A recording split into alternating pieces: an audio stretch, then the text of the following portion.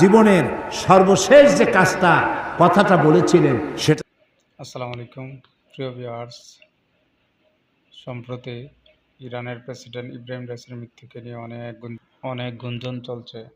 কেউ বলছেন তাকে দেশীয় অভ্যন্তরীণ শত্রুরা হত্যা করেছে, কেউ বলছেন আমেরিকা ইসরায়েল হত্যা করেছেন। তবে ইসরায়েল এর পিছনে সবচেয়ে বড় হাত, কারণ কিছুদিন আগে সিরিয়াতে ইরানের কনসুলেশন হামলা করেছিল ইসরায়েল, তার পাল্টা হামলা করেছিল ইরান।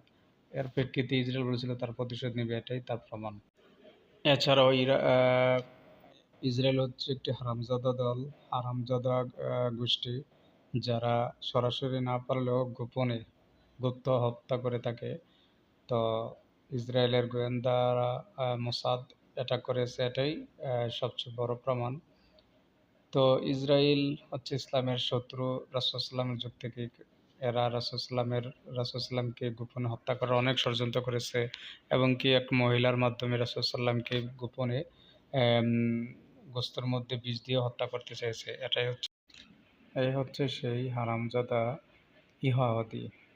ইহুদিরা হচ্ছে ইসলামের শত্রু এবং সকলের শত্রু। আমাদের দেশে কিছু যখন সালাফ রয়েছে যারা ইহুদিদের পক্ষ অবলম্বন করে থাকে। তো যাই হোক, এই হত্যাকাণ্ডে ইসরায়েলি দায়ী একমাত্র।